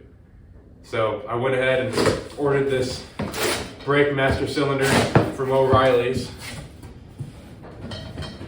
The cheapest one that they had, of course. And we're gonna get that installed today, hopefully. And I went a bunch of cans of brake clean and .3, and should have everything here that I need to get this master cylinder in. And then all we're waiting for the brake part is some lines. There's like some short rubber lines and the actual cylinders in the wheels. That's about it. I've never done this before, so this will be fun for me to bleed it. I'm gonna try to bleed it on the bench here. I think they call it bench bleeding. I don't know, it sounds like some sort of fighting thing that you see on TV. But I'm gonna attempt to do that for the first time. I've seen it done, I've heard about people doing it, so I should be able to do it pretty simply. And then I'll go ahead and throw her in there. Went ahead and put some PB Blaster on all the nuts and the bolts that are in there and the fitting, so everything should go somewhat smooth. It's not too rusty or anything, so there's more not preventative, but just in case. Make sure everything that goes real easy. I'm gonna just make this like a time-lapse kind of thing because I want to listen to music and have the heat on while I work on this because it is freezing.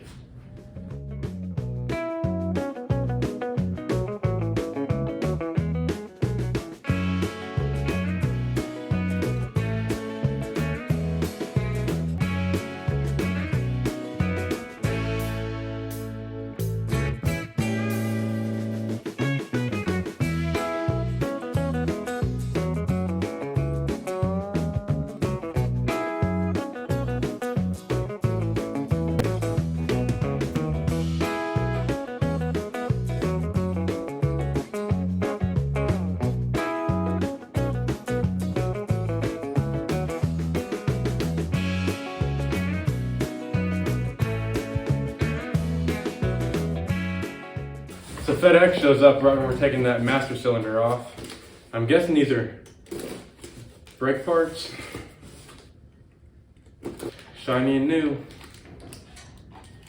Can't remember which ones are their fronts and which ones are their backs. Alright, as you can see, I've got quite the operation going on.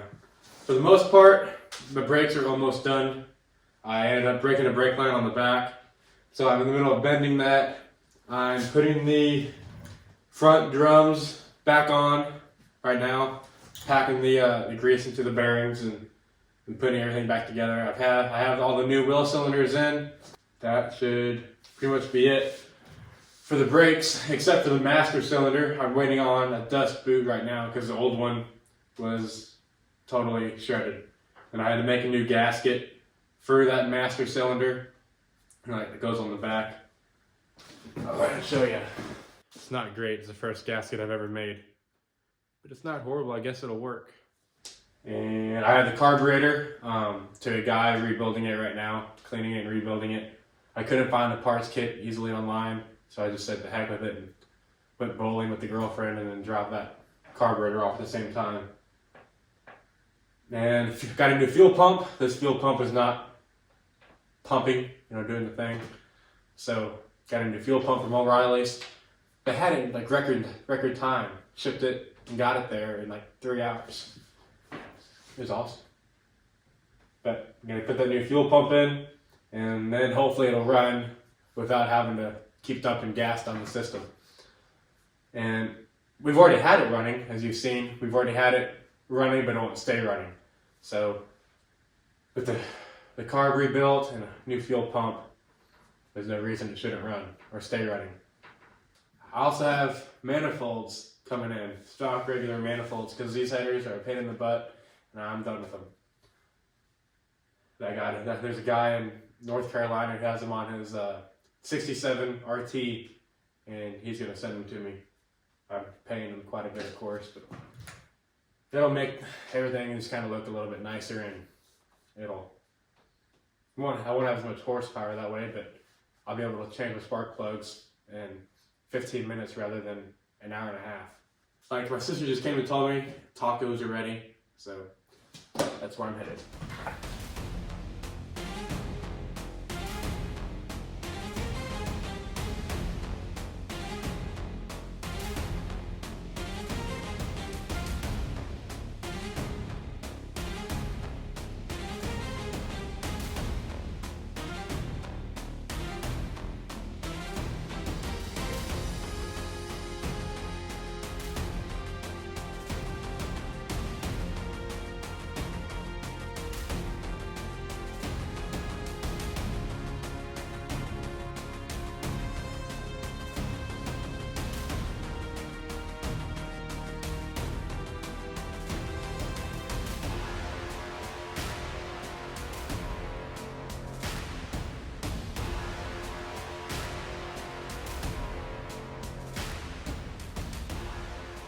Alright, so the USPS, UPS, FedEx, whatever other kind of mail you want to call, came in today with the starter shield, sending unit, and brake hoses.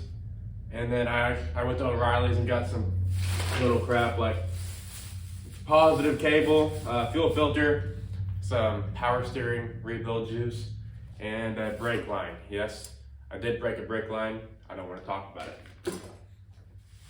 So hopefully we can get the car running today.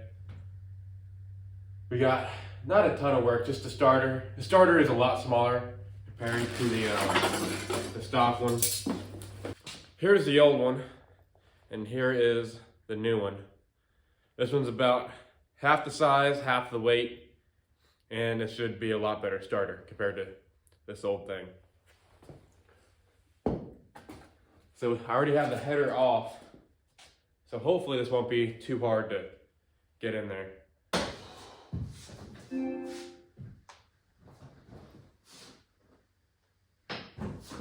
use something with the teeth? Ready? Yeah.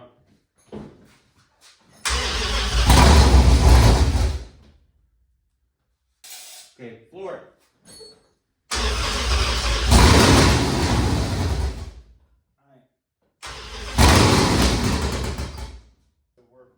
Oh, it's not hooked up. Hook it up while you get the gas, I'll hook up the throttle. Two-stroke or regular? Two-stroke. Pump it real fast. While you're trying to start.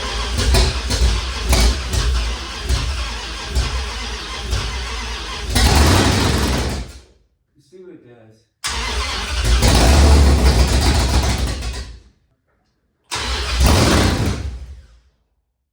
going.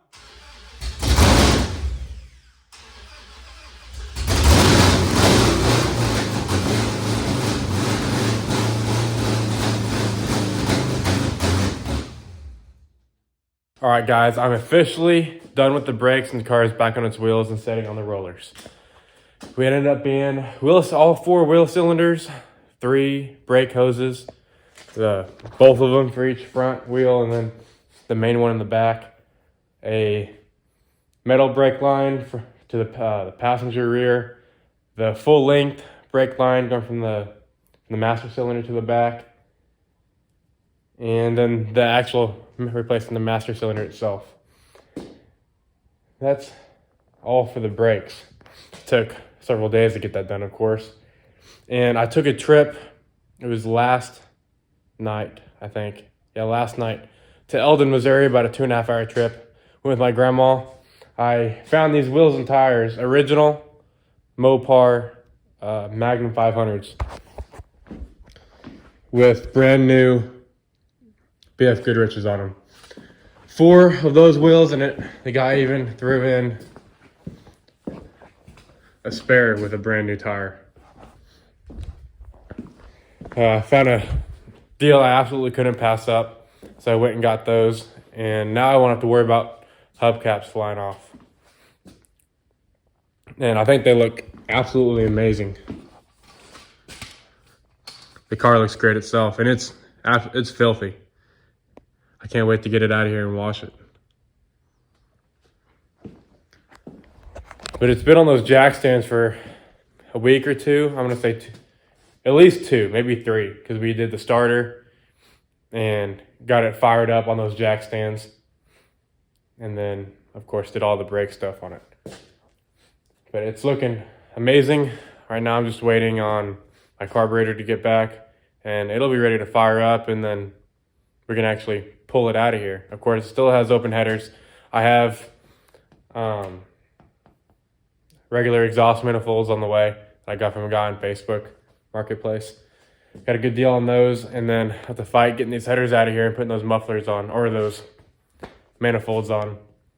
And then I'm actually going to take the starter back off and send it back, because the studs for the wiring are hitting the block, or they're not hitting the block, but they're really close, and they make it awful to do.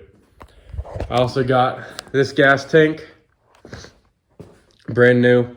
The one that was in it was no good, and then there was one in the trunk that I thought was an extra, or what they were going to put in it, but it turns out that was the original gas tank, because it had screw holes on the bottom from whenever it's either bottomed out or was rusting, and they tried to plug it up with tire and screws. So that ended up being a no-go.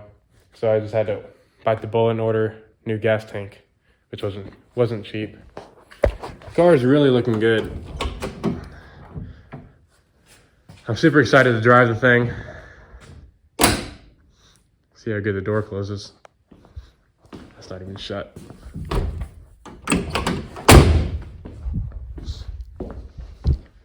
Man, this car is looking sharp.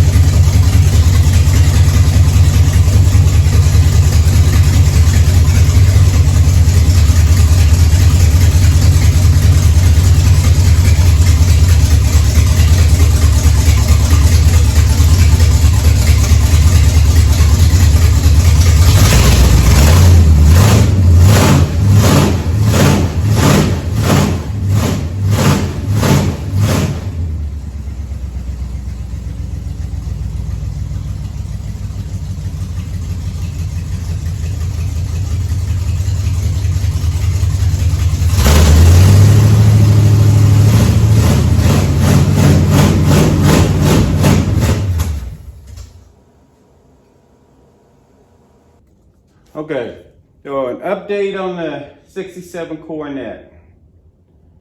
Actually, we've had to kind of push it to the side for a while we was waiting on parts. Me and Timmy's schedule are totally opposite of one another. And so I work on it when he wasn't here and vice versa.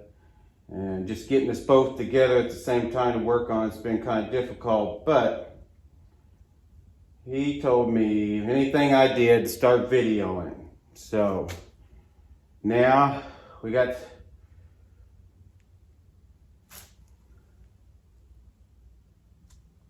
I was leaking gas, but I'm not. Anyway, we was waiting on the carburetor to get rebuilt because we had a so-called professional about an hour away say he could do it for about 40 bucks. Well, after about a month of him not doing nothing but taking the base off, Timmy had to go back there and get the carburetor, and I put the kit in it myself. And as you've seen earlier, it starts right up, runs good, idles good. Main problem we're having now is we are not getting any fuel from the tank. It has a new gas tank on it, but there's a blockage somewhere in the line. I thought we blew through it to make sure it was clear before we hooked anything up, but I guess that step got skipped somehow. So it is starting and running good, and all I'm gonna do now is some boring stuff. Gotta replace all the coolant lines. We had to end up going with the new radiator because I accidentally, when I karate kicked the 1 3/4 breaker bar we had on the pulley to try to unseize it there in the beginning, she poked a hole in the original, which is not too bad, could be repaired, I'm sure, but don't want to take any chances. So we went with this Frostbite from Holly, supposed to be good. So we're gonna have new radiator, all new coolant lines, good new thermostat in it. And so that's what I'm gonna do today. Unfortunately, the new heater hoses and radiator hoses we have aren't exact, so I'm gonna have to trim and battle that. And so that's just gonna be just tying up a bunch of loose ends. So hopefully tonight when he gets home from his ball game, we'll fire it up and take it for a dry, let him take it for a drive and run it off a jug.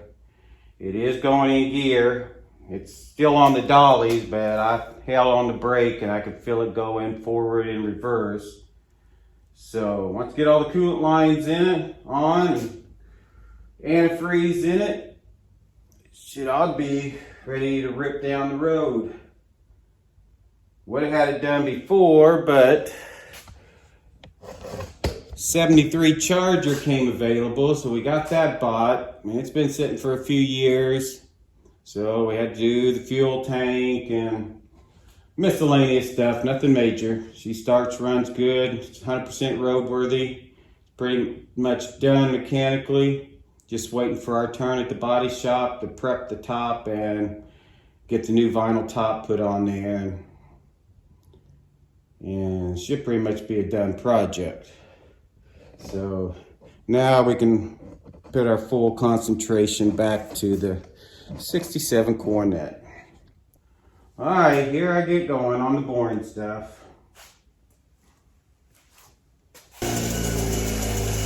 All right, I believe that's got it.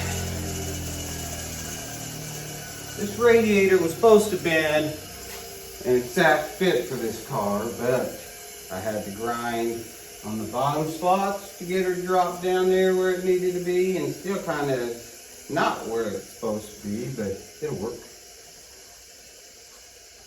And finding radiator hoses is almost impossible. I think this was about the 3rd or 4th try. And I believe that's going to get her. Had to cut this much off and grind a bunch with the bench grinder. Looks like we've been doing a smoky burnout on the nice clean workbench. All right, about 3 hours later, the upper and lower radiator hoses are on. And I got the heater core hoses off. I had to swap the valve covers. They was on the opposite side. Needed to, even though it's not convenient, the oil filler in the back, I don't know why, that Mr. Mopar is doing. But anyway, it connects to the air filter. So I swapped them.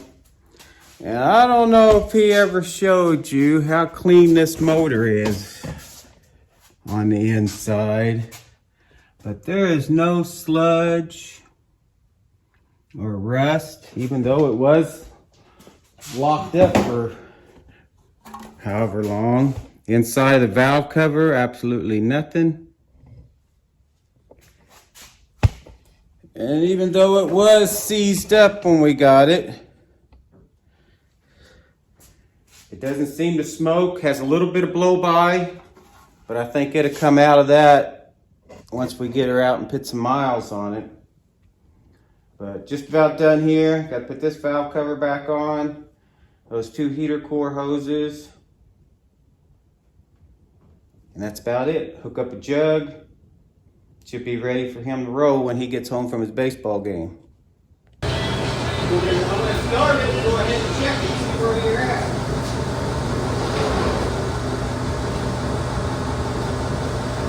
Ready? Here you go. All right.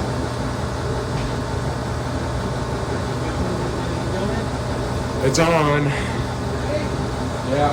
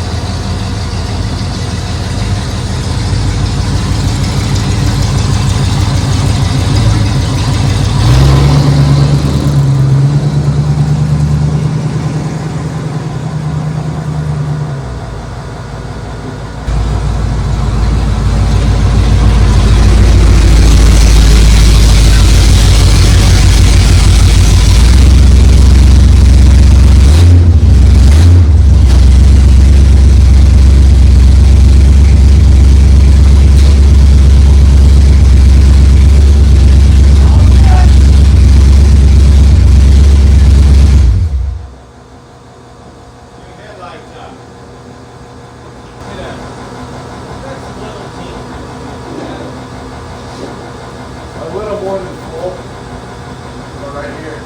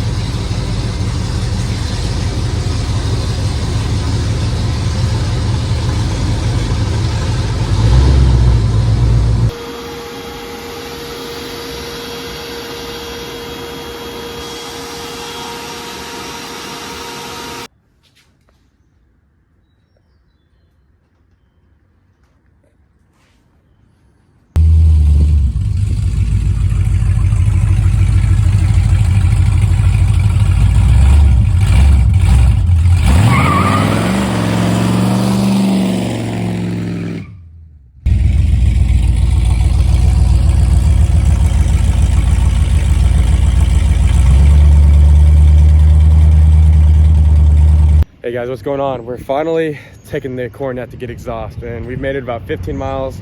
We're just getting gas now. I had my buddy follow me, and he's gonna take me back home after this, but I just heard the thing click off, so we're full of gas now.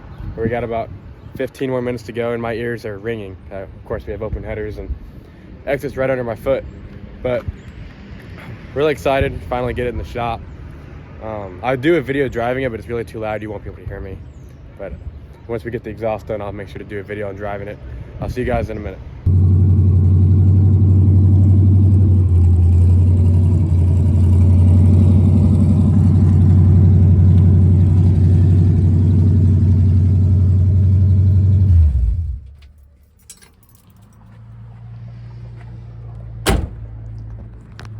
Well guys, this is the last time I will see it and hear it before we get the exhaust put on. As you guys know, it has open headers, and then we have getting some Flowmaster exhaust put on, and it'll sound a hell of a lot better, run a lot better, and maybe my feet will stop getting so hot. So pretty excited about it. We're at the exhaust shop now, Budget Muffler in Centralia, Missouri. We're ready to get this thing done.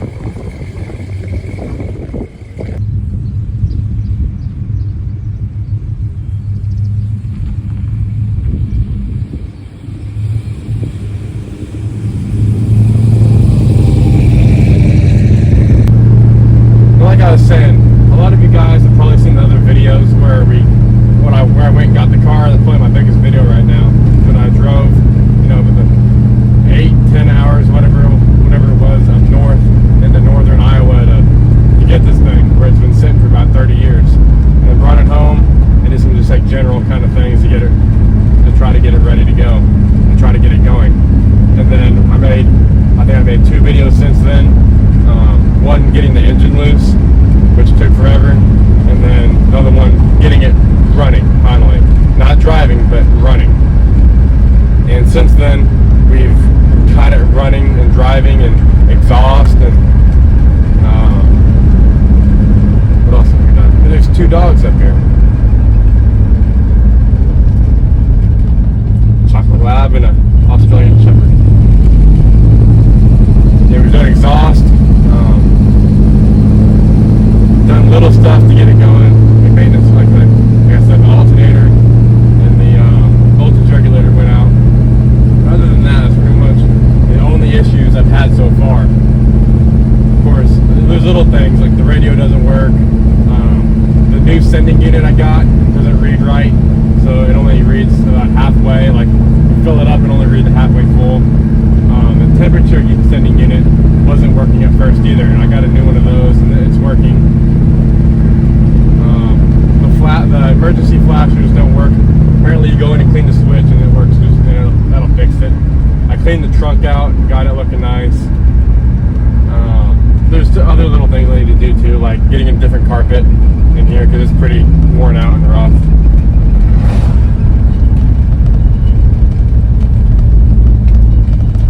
Now I'm going to go to the exact same spot where I filmed that 56 Ford pickup truck, where I did it for its test drive and its video. It's about 2 miles away from home. It's down the road. Take it there because not a whole lot of people travel through here. So usually I won't get interrupted or make anyone uncomfortable with the camera. This thing it runs and drives really, really good, and I'm really happy with it. Honestly, it gets better gas mileage than the Charger does. It gets about 8, 9 to 10, something like that, and this was getting 11 after I took it to the exhaust shop and drove it around and then filled it back up. Now, today is a Wednesday. I'm doing this video around 11 o'clock in the morning. Hopefully there won't be too many people out. It's a beautiful day. It's about 75.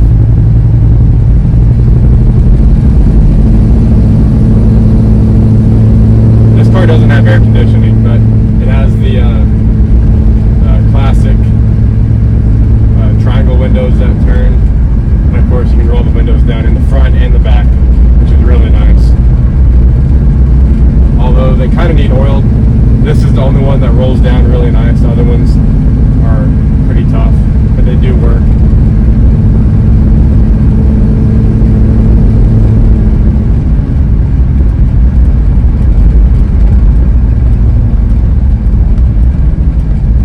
Really having a tough time on whether I want to sell it or not. We just bought a house. I don't know if that video will come out before or after this video, because I'm not done with that video either. And I have the other video on this Coronet, the things that we did to it. I might just put it all into one, I'm not sure. But we just bought a house and where me and my girlfriend are going to college, and I'm doing a video on fixing it up and everything that we're doing to it. And I'd like to keep buying and selling cars throughout college. That way I can increase my wealth and help set myself up for a better future. Even though I really, really, really love this car and I love the Charger, they're both probably going to have to go so I can keep doing that. Unless I want to be a broke college kid with 2 badass muscle cars, which doesn't sound awful, but it's not the best for my girlfriend and our future.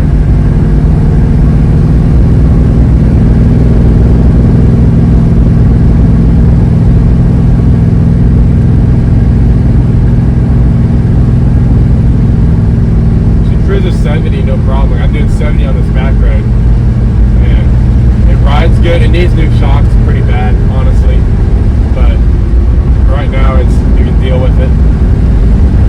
It runs 55, 60, 70, no issue. It's really, obviously it's a 440 from 1968, so that's quite a bit of power, and it's quite more than I expected, honestly. Pretty wicked.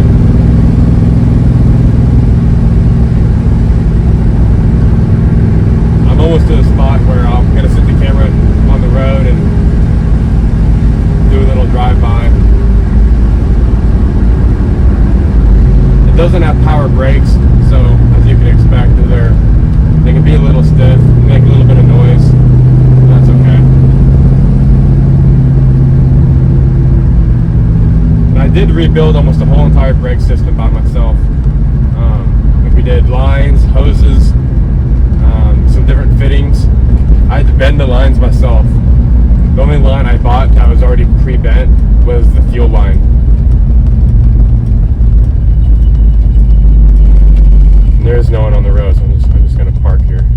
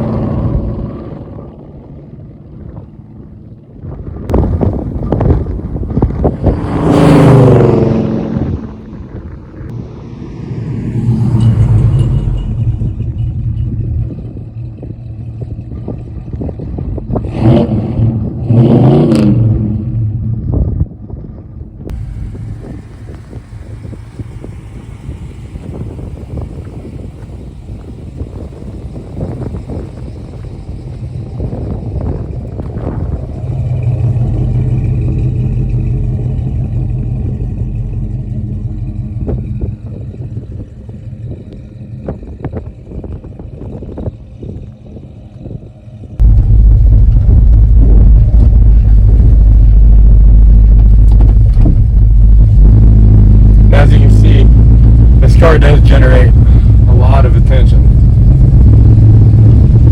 and while they're not super popular cars right now, they're really growing in trend.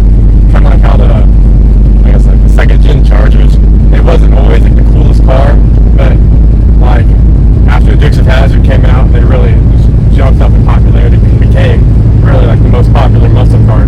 This car doesn't have a whole lot of media attention or anything, but it's an old Mopar. It's kind of pretty much the same thing as a satellite, but it has different body things that make it different, make it a little more muscle and sporty. So it's really, you took a satellite and you took a satellite and a 66, 67 Charger, and they had a baby. This is what you get. Not a fastback, but has everything else that the Charger had. You can even get interior options, like the like the bucket seat, center console. I think even bucket seats in the back. I can't remember. It's like the Charger had.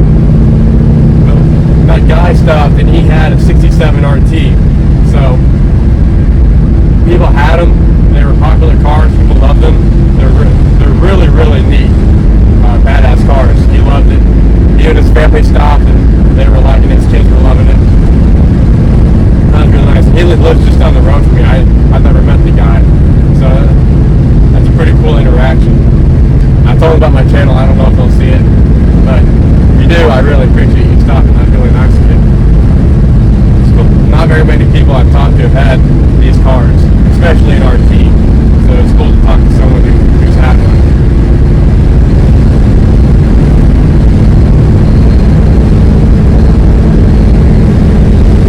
Lay one really good line of posi. If I really get into it, drop it down at first, really shred the tires, it will get two going. I've done that before. The tires are getting expensive. I didn't want to wear these out, even though I'll probably sell the car in the future. I didn't want to wear these tires out. It's running great, running right where it should be. Temperature wise, we put a really nice radiator from Holly, whatever their brand is. I forget what it's called right at the moment. And the radiator, new hoses to and from, like the radiator hoses to themselves, like to the engine, and then the ones going up like where the heater core would be. Of course, alternator is still fine. Radio doesn't work, which really sucks. The works in the Charger, it doesn't work in here. You can get these, you can take them out and send them to a guy. I'm in a couple forums on Facebook for these cars, and apparently there's a guy in Tennessee you send them to, and he'll rebuild them. He'll even put like the Bluetooth innards in it, so you can play Bluetooth off your phone. But I don't know if I really want to do that yet.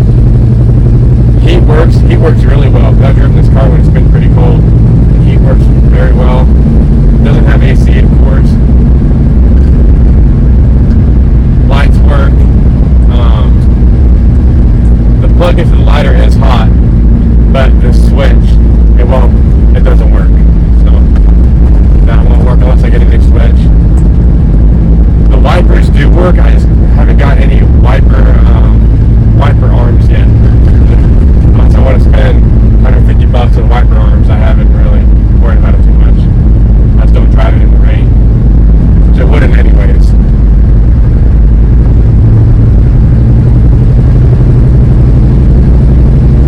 Horn works. Well, it doesn't sound that good. I wonder if it sounded like that originally. Not very pretty. I remember when I first cleaned this car, the roof or the top here was just like almost looking moldy and like kind of whitish and real nasty. And I just took simple green and a magic eraser, and that's what I used, and it came out almost good as new. It didn't have a little hole back there, it'd be perfect. Like even these came out really, really nice.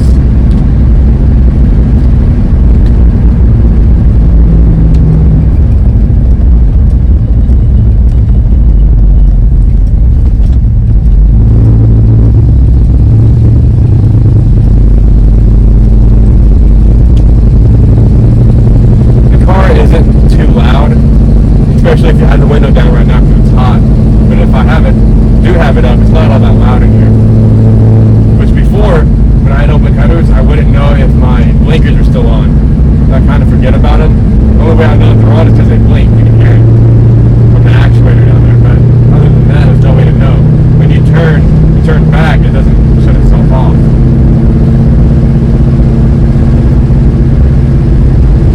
Bright lights work, headlights work like I said.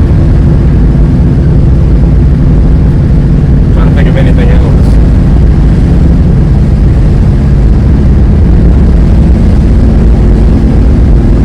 I need to do a video like this on the Charger. I might do it today. I'll see what time it is when I get back. I still have to go to baseball practice and lift and all that. And do homework. I was going to do homework.